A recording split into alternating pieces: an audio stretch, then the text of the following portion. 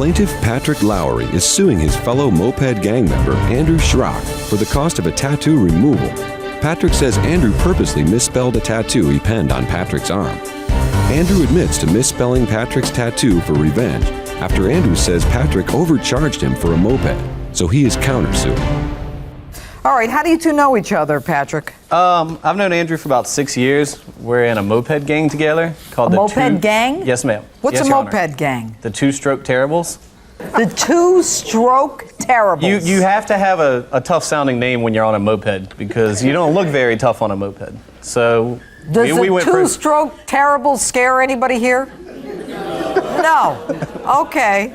What does stroke mean? It's a type of engine that we use on our mopeds. It's a two-stroke engine, you know. Oh, as opposed to like as a opposed to a one-stroke? four-stroke engine, which are most cars. So if you want to be mean, why don't you name it the four-stroke terribles? Because Because four strokes are cars. Car engines and motorcycle engines are 4 strokes. All right, you just went over my head. But anyway, okay, go ahead.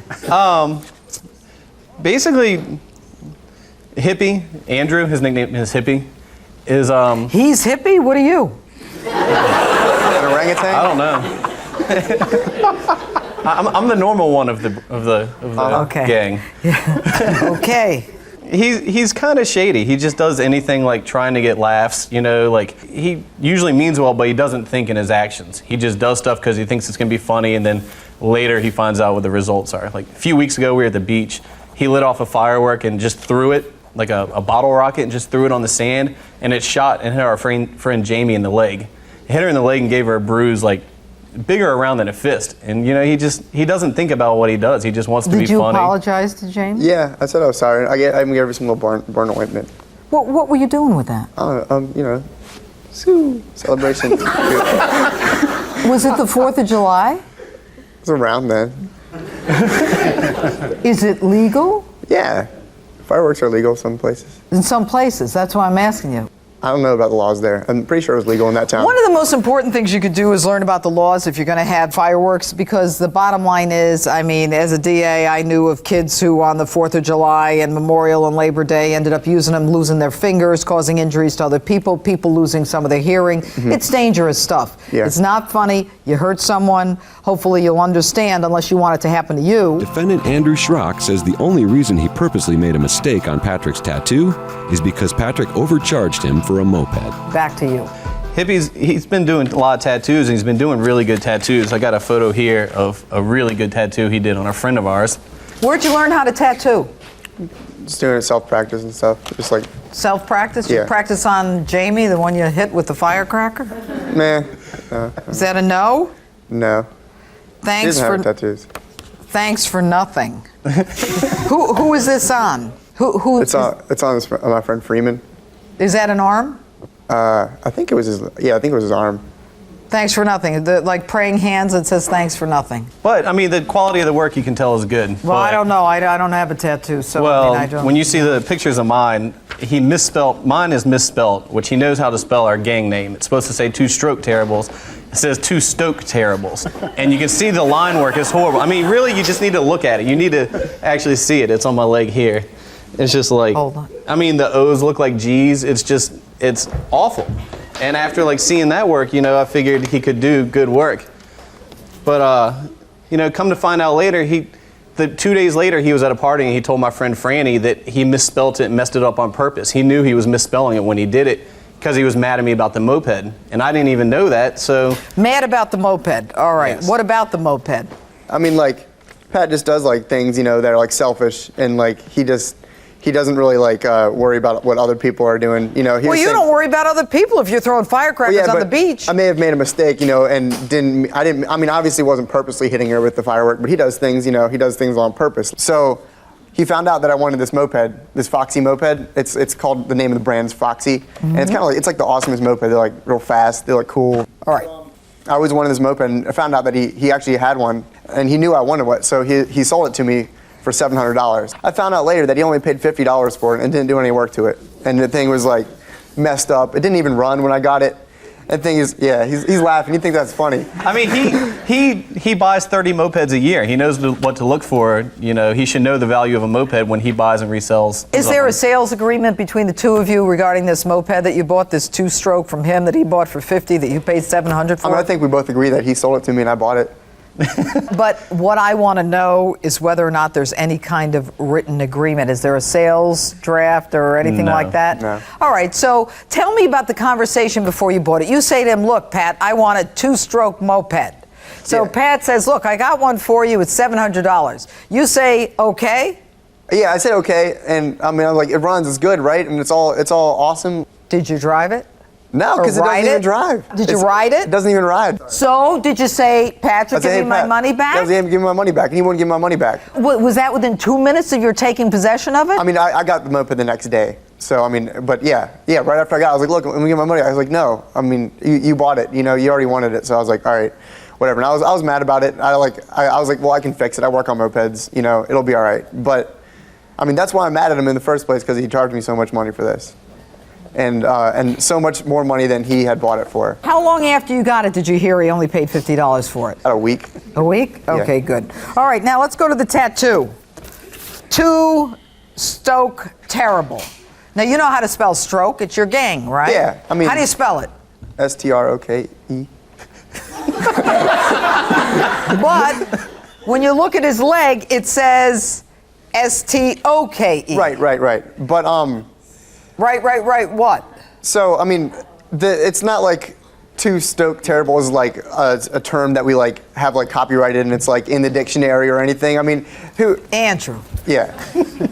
I mean, I even wrote it out. Andrew. I even wrote out what I was going to tattoo on him. You And he did? said, Let me yeah. see it. That's evidence. That's very important. I wrote it out a couple times. But I mean, he was like, whatever, just, I mean, I'd been drawing it for a while. So what do you usually do? I mean, when someone comes to you for a tattoo, you draw it out for them and you tell them what it's going to look like? Yeah. I mean, I draw it out and say, hey, is that what you want, right? Jimmy, show these to the plaintiff. Patrick, did he show you these? I don't know if it was these exactly, but he Look at rewrote them. it. Look at them. He rewrote it probably like 30 or 40 times that night. Is that what he showed you? Look at it. I don't think so. No, not that I saw. The ones I saw, he wrote it so many times that towards the end of him drawing Patrick, how did he spell stroke? it, STOKE, spelled it as Stoke. But he rewrote it Patrick, 30 or 40 hold times. on. These are not all of them. Listen to my question. It's very important. Whether it's 3 times or 30 times, when he told you what he was going to put on your leg, how did he spell it? It says STOKE here. But also the quality of the tattoo is horrible No, too. no, Not just I haven't gone there yet. misspelling. I haven't gone there yet. So, are you going to tell me under oath that every one of the samples that you gave to the plaintiff was spelled STOKE and not STROKE? All of those say stoke. I know what these say. Plaintiff Patrick Lowry is suing his friend Andrew Schrock for the cost to remove a tattoo that he says the defendant purposely misspelled.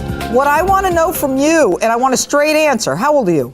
21. I want a straight answer. 22 You're now, under actually. oath, huh? I just turned 22. Yeah. Congratulations. Thanks. Now, I know you know how to spell stroke. Right. And I know that you know this says Stoke. Of all of the examples that you gave him, did they all say STOKE? No, not all of them. I misplaced some of them. Did some of them say STROKE? Yeah, a couple of them. Did you see the difference, Patrick, between the STOKE and the STROKE? Even I can't spell it now. STROKE. I did not notice the difference between them. I had seen so many drawings, he'd been doing so many, and he was being kind of nervous. I was just like, go ahead and do it, just do it. But did you say to him, I want stroke? Yeah, he knew I wanted 2 stroke terribles. No, I'm going to tell you what he knew. You don't tell me what he knew. Okay. What did you tell him? I wanted 2 stroke terribles. I wanted our gang name. 2 stroke, Yes, not ma'am. 2 Yes, Your Honor. stoke. Yes. Boy, oh boy, Jimmy. No, this is yours. I also have here from SouthernGentlemanLaser.com an estimation of 4 to 7 sessions at $300 each. So do between what? $1,200 to $2,100 for the laser removal. Between 12 and 21. Well, which is it? It depends on how many sessions. That's an estimate. He says you can't necessarily, it's written on there, he wrote it out, the laser removal. There's no way to estimate. Yeah, you can't say exactly which one, how it's going to be, but he said 4 to 7 sessions at $300 each. Now, Andrew, he told you he wanted 2 stroke terribles.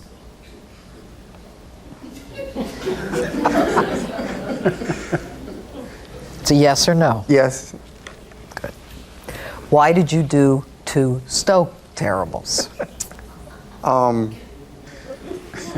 Because I don't know, I was trying to get back at him for overcharging me his moped so much, but... See, sooner or later you get to the truth. Okay, thank you.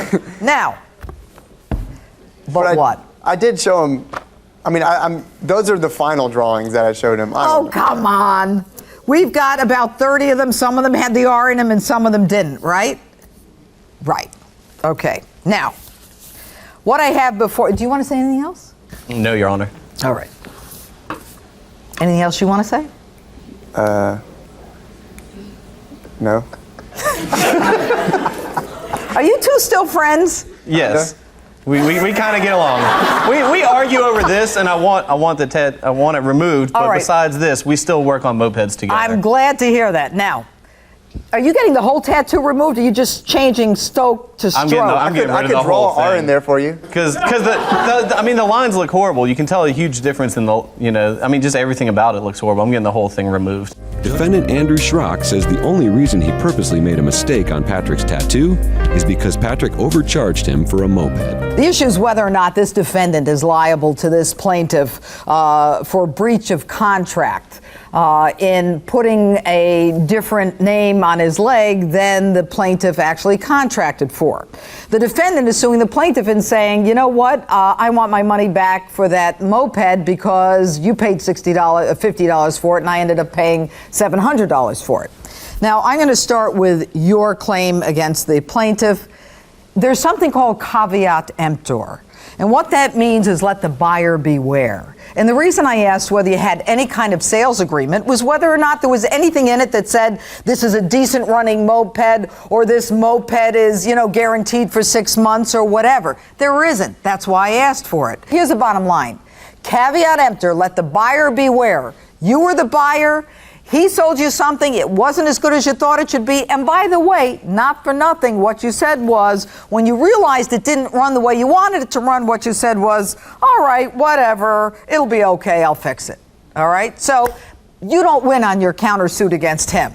And next time, don't look at the other guy's, bottom line. Look at whether or not you can afford it and whether it's worth it. Now, your lawsuit against the defendant for breach of contract is one that is clearly actionable and one that you are entitled to win on.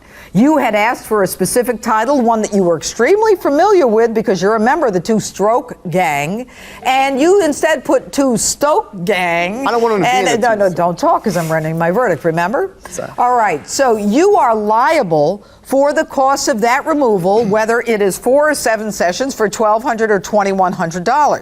I'm going to figure out it's somewhere in the middle, so I'm going to render him a verdict for the plaintiff for $1,800 against you. You cannot fool around with people's bodies. It's breach of contract. If you were a doctor, it would be malpractice, but you're not a doctor. So it's breach of contract, and since you're not a doctor, I can't award him punitive damages, which I would because it was intentional, it was wrong, you were being a wise guy, just like you were on the beach with Jamie, all right?